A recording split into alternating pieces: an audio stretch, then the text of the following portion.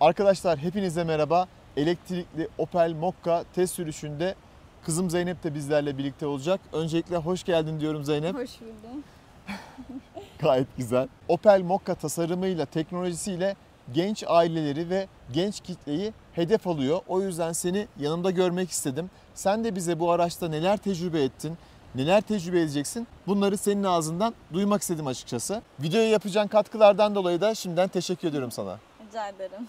Videoya başlamadan önce kanala abone olmayı ve videoyu beğenmeyi unutmayın.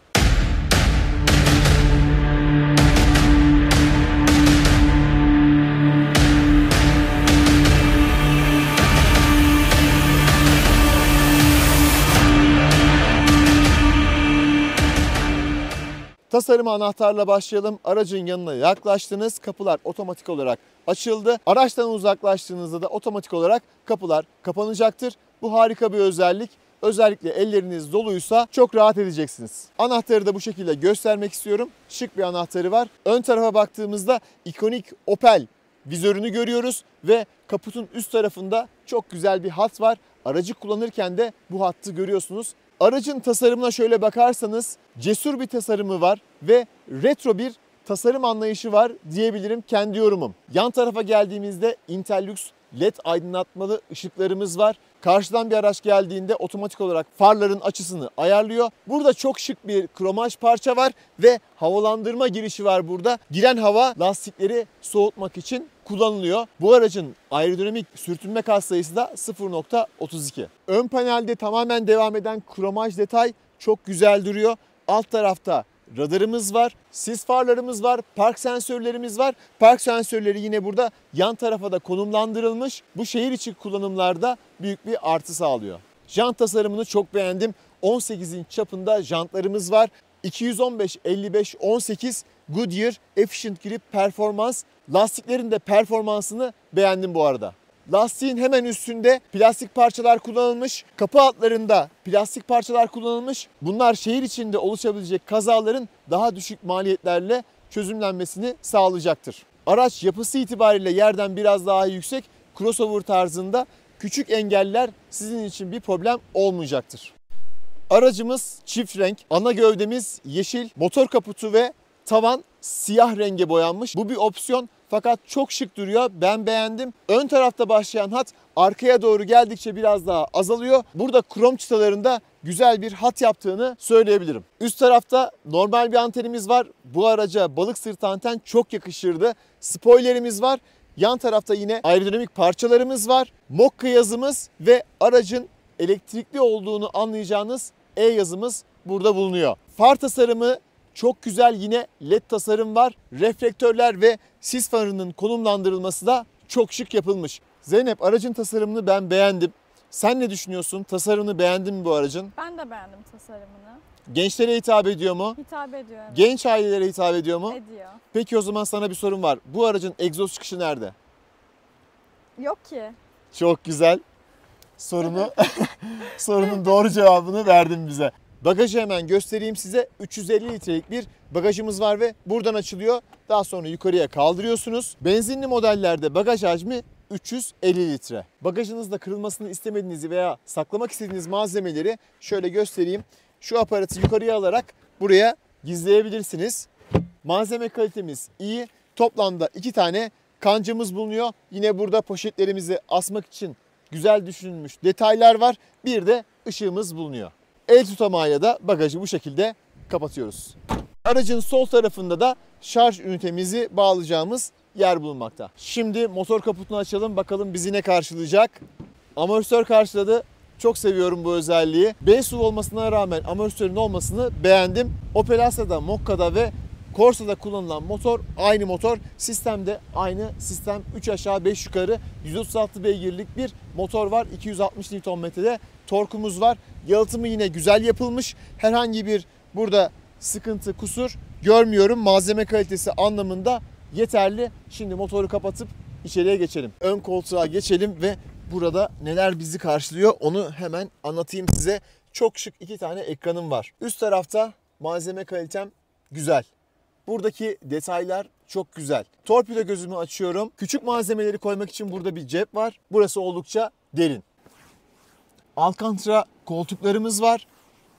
Hissiyatı gayet güzel. Yan tarafları deri, yan destekleri çok güzel. Virajlı yollarda iş görecektir. İklimlendirme sisteminin manuel tuşları var. Yine multimedyanın manuel tuşları var. Bu sevdiğimiz bir özellik. Sürüş güvenliğini arttırıyor. Üst tarafta panoramik camımız yok.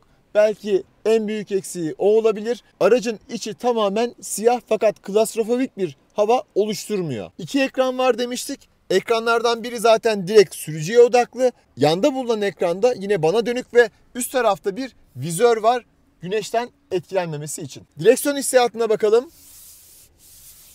Hissiyat anlamında güzel. Hız sabitleme ve multimedya kumandalarım burada bulunuyor. Ön koltuklarımızda ısıtma var. Bel desteği elbette var ve aynı zamanda masaj özelliği var. Onu da sürüşte denerim. iToggle ismi verilen vites seçicimiz bulunuyor. Hissiyatı çok güzel. Sürüş modlarını buradan seçebiliyoruz. Elektronik park frenimiz var. Unutsanız dahi kendi otomatik olarak park frenini indiriyor. Burada açık bir alanımız var. Termosumuzu buraya koyabiliyoruz. Tabii ki Opel. Kol dayamamız ileri geri hareket ediyor. Bakalım ne kadar geniş. Evet, yeterli alan var burada. Kablosuz şarj ünitemizin olduğunu da hatırlatayım ve burada ses yapmaması ve telefonun sağa sola gitmemesi için güzel dizayn edilmiş bir panel bulunuyor. Işıklandırmalarımız LED ve aynı zamanda SOS acil yardım çağrısı da yapabiliyoruz. Gösterge panelimizin netliği çok güzel. Hemen burada özelliklerinden bahsedeyim. Sol tarafta aracın şarj ve deşarj durumunu gösteriyor. Şu an ready yazıyor. Aracımız çalıştığını gösteriyor. Batarya durumunu hemen sağ tarafta görüyoruz ve burada 202 kilometrelik menzilimizin kaldığını, şeritte tutma ve tabela okuma sistemlerimiz de var. Şimdi kadrana geçelim. Burada sadece sürati gösteriyor. Tabii ki devir saatimiz yok. Bilgisayara geldiğimizde elektrik sarfiyatı ile ilgili bilgileri bize veriyor. Enerji paneline geldiğimizde aracın batarya bilgisini gösteriyor. Yani şu sağ tarafta bulunan ekranı buraya taşımış oluyorsunuz. Asgari modu aldığımızda ise minimum bilgiyi burada size gösteriyor. Navigasyona geldiğinizde ise harita bilgisini buraya yansıtmış oluyorsunuz. Aynı zamanda Apple CarPlay ve Android Auto'yu da destekliyor. Sürüş modunda ise şeritleri buradan görebiliyorsunuz. Güzel, şık tasarlanmış bir kokpiti var. Kısaca size navigasyonu da hemen göstereyim. Audio'ya bastığınızda Spotify veya radyoyu buradan görebiliyorsunuz. Navigasyonda navigasyon bilgisi geliyor. Telefonunuzu bağladığınızda buradan yapmış olduğunuz görüşmeleri görebiliyorsunuz. Ses açma kapama tuşu mekanik olarak tasarlanmış. Sevdiğimiz bir özellik. E'yi aldığımız zaman ekonomik sürüşü görüyoruz. İstatistikleri bize gösteriyor. Şarj durumunu bize gösteriyor. Aracın bağlantı menüsüne buradan giriyoruz. Araçla ilgili tüm ayarları buradan yapıyoruz. Şimdi arka koltuğa geçelim ve diz ve baş mesafemize bakalım. Ön koltuk bana göre ayarlı. Yeterli bir diz mesafem var. Baş mesafemde hiçbir sıkıntı yok. Koltukların güzel tarzını burada görüyorum. Kapı cepliklerim var. Her iki tarafta USB-C A çıkışım var. 2 tane yeterli. Koltuklar gerçekten kaliteli. Dikişleri de çok güzel duruyor. Isofix bağlantı noktalarım var burada. Burada bir kol dayamam yok. Olsaydı güzel olurdu. Tabii ki koltuklarım yatıyor ve böylelikle bagaj hacmini de arttırabiliyorsunuz. Şöyle geldim, oturdum. El tutamağı yok burada. Bu da eksik bir donanım olarak kayda geçsin. Az da olsa bir şaft tünelim var burada. Şöyle yan tarafa geçeyim. Herhangi bir sıkıntı yok. Belki 3 yetişkin değil ama burada küçük bir çocuk çok rahat seyahat edebilir. Malzeme kalitemize bakalım. Sınıf standartlarında artık sert diyelim. Burada deri kullanılmamış plastik bir malzeme var. Burada da yine deri kullanılmamış plastik malzeme var. Burada da küçük bir saklama alanım mevcut. Zeynep, ilk defa bir elektrikli otomobili şehir içerisinde kullanacaksın. Bize tecrübelerini aktarmamızı isteyeceğim. Hem kullanım kolaylığı hem bir hanımefendi olarak sürüş pozisyonunu, sürüş rahatlığını, normal içten yanmalı bir motora sahip araçtan farklı olarak neler hissediyorsun? Bunlarla başlayalım. İlk başta istersen ses hususunu değerlendirelim. Araç nasıl buldun ses olayını? Gayet sessiz. Çok sessiz bir araç Evet. içerisindeyiz. Lastiklerin çok hafiften bir sesi geliyor. Uzun yolda rüzgar sesi eşlik edecek muhtemelen. Onun haricinde çok sessiz bir araç. Peki gaz tepkileri nasıl? Şu anda ben moduna bakayım sen kullanırken. Spor moddaymışız. Ben seni şu anda normal moda alacağım. Normal moda aldım. Bak dikkat edersen ekranın rengi değişti. Evet. Bu ekrandan da şu anda mesela gaza basmıyorsun. Tekerleklerin bataryayı şarj ettiğini gösteriyor. Bu da güzel bir özellik. Müsait olduğun zaman şöyle bir gaz tepkisini bir ölç bakalım. Aracın çevikliği, hızlanması nasıl? Bunu bir görmeni istiyorum. Bu arada fren yaparken çok güzel bir ses geliyor. Evet, bastık. Çok güzel gidiyor. Evet, yeterli bu kadar. Çok hızlı yani tepki. Tepkileri çok hızlı. Biz mesela dizel bir araç kullanıyoruz. Gaza bastığın zaman bir turbo boşluğu oluyor. Daha geç hızlanıyor. Daha bizim geç araba. hızlanıyor. Hızlanması gayet güzel. Şehir içerisinde her türlü işini görür. Doğru mu? Hı, evet. Sola sinyalimizi verelim. Solda motor var. Bak seni hemen aynalarda uyardı. Bu da güzel bir özellik. Şehir içerisinde çünkü çok fazla motor trafiği oluyor. Güvenli bir sürüş için bu tarz teknolojik özelliklerin olması araçta benim hoşuma giden bir özellik. Direksiyon hissiyatını nasıl buldun? Çok güzel, yumuşak. Rahatsız Şu an- etmiyor. Rahatsız etmiyor. Zeynep, Eco modda ve normal modda kullandığın zaman direksiyon biraz daha yumuşak olacak. Spor moda geçtiğimizde direksiyon biraz daha sertleşecek, biraz daha iyi bir hissiyat verecek sana. Şehir içerisinde özellikle kullanırken Eco modda veya spor modda kullanırsan çok daha rahat edersin. Zeynep, ileride kırmızı ışıklar yandı. Ayağını hemen frene attın Evet. ve bak burada görüyorsun bataryamız şu anda şarj alıyor. Şimdi bu araçta burada B olarak adlandırılan bir tuşumuz var. Bu brake anlamına geliyor.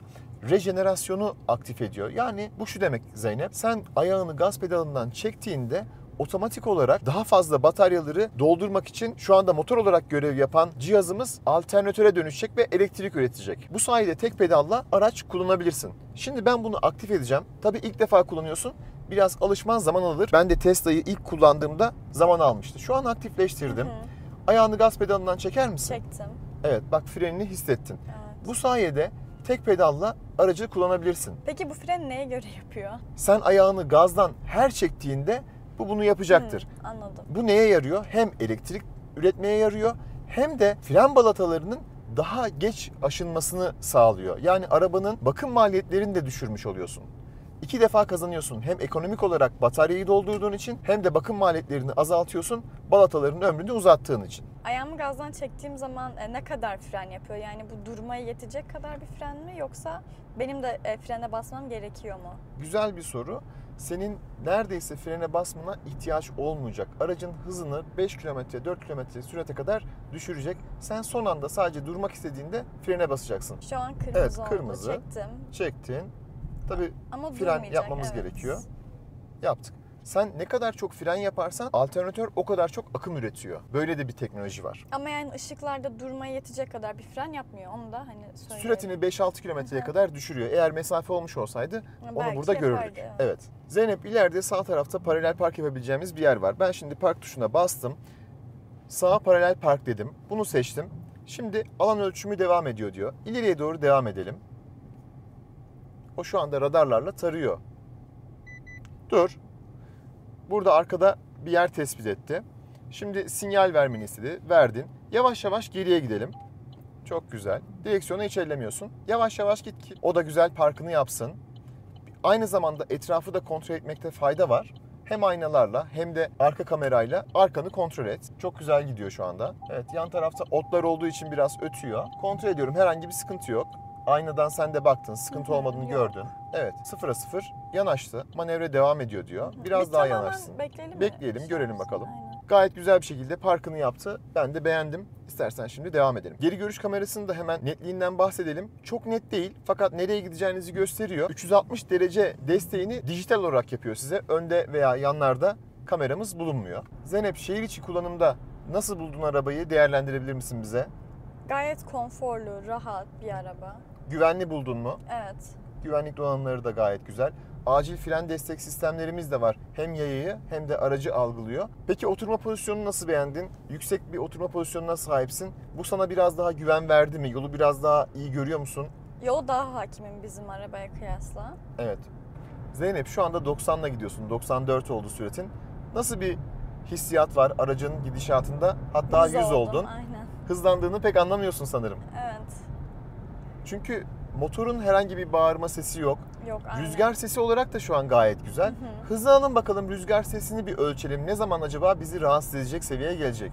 Şu an 110'la gidiyoruz. Herhangi bir rüzgar sesi yok Zeynep. Gayet güzel. Evet, gayet 120'ye güzel. 130'a doğru devam edelim. 120'de de gayet sessiz. 130'da hafif hafif gelmeye başladı. 140'ta biraz var. Zeynep, bu aracın maksimum hızı 150 ile sınırlandırılmış. Şu an 153'e geldik. Aynen.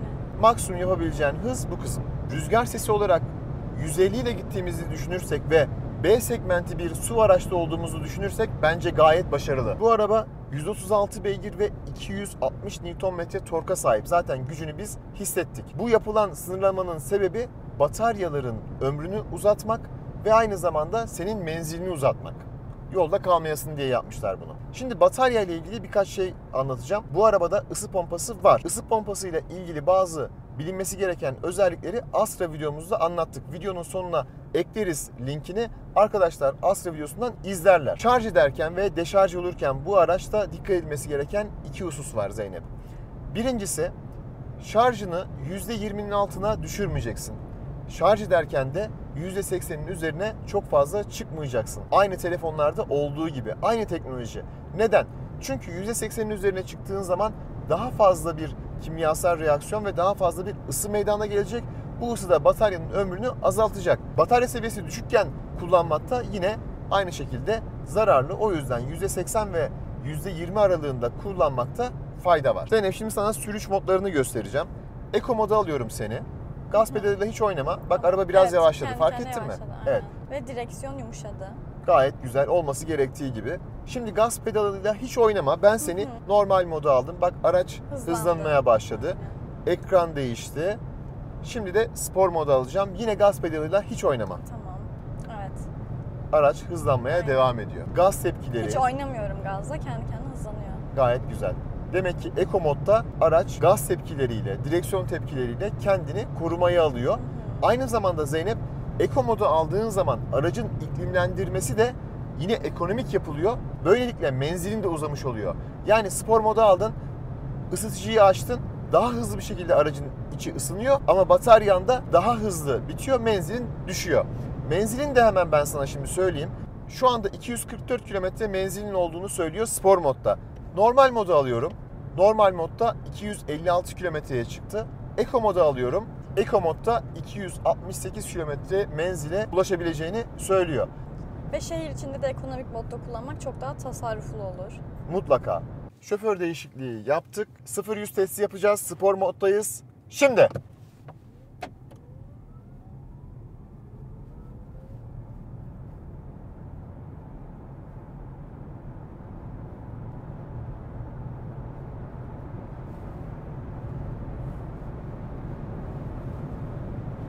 Bu kadar yeterli. Spor moddayız. Aracın viraj performansını göreceğiz. Tırmanış halindeyiz şu anda. Gayet güzel. Hızlanıyoruz.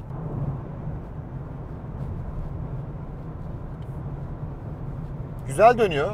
Araç burnunu hemen virajın içine sokuyor. İleride sert bir virajımız var. Zeynep sıkı tutun. Fren. Çok güzel. Çok güzel. Herhangi bir yatış olmadı. Gayet iyi toparladı. Çok güzel. Hafif hafif kayıyor ama ESP devreye girmiyor. Viraj performansını beğendim bu aracın. Zeynep biraz tedirgin oldu. Burada sonlandıralım. Gayet güzel. Koltukların yanal tutuşlarını beğendim. Aracın yol tutuşunu beğendim. Gövde salınımını beğendim. Elektrikli bir araçtan tabii ki performans beklemeyeceğiz ama viraj alması sadece sportif bir sürüş değil, aynı zamanda güvenlik anlamına geliyor benim için. Araçta adaptif hız sabitleme sistemi var. Öndeki aracı yakın veya uzak takip edebiliyor.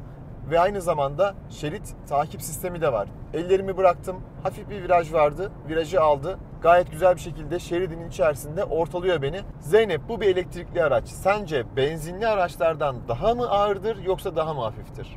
Daha hafiftir. Daha hafiftir. Yanıldın. Yanıldım Daha mı? ağır. Toplamda 303 kilo daha ağır.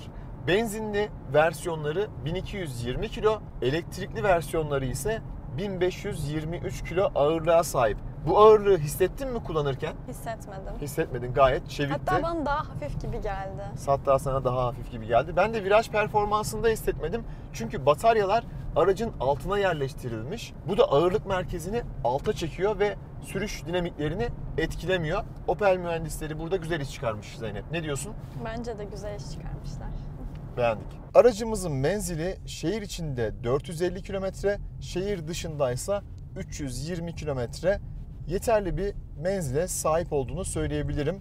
Özellikle şehir içinde kullananlar için ideal bir çözüm olacaktır. Elektrikli bir Mokka alırsanız ve senede yaklaşık 20.000 kilometre yol yaparsanız bir senede en az 24.000, en fazlaysa 46.000 liralık bir tasarruf elde edebilirsiniz. Bu güzel bir değer bence. Aracın ilk alım maliyeti de benzinli versiyonlarla kıyaslandığında çok fazla yüksek değil. Aracın vergisi benzinli modelden daha düşük. Bakım masrafları daha düşük. Sadece senede bir defa bakım yaptırıyorsunuz ve polen filtresi değişiyor. Sürdürülebilir, güzel bir araç olduğunu düşünüyorum. Şimdi Zeynep'e soralım bakalım. Hangi renk alırdın Zeynep? Renk seçeneklerimiz gri, yeşil bu araba olduğu gibi, siyah, kırmızı renk seçenekleri var.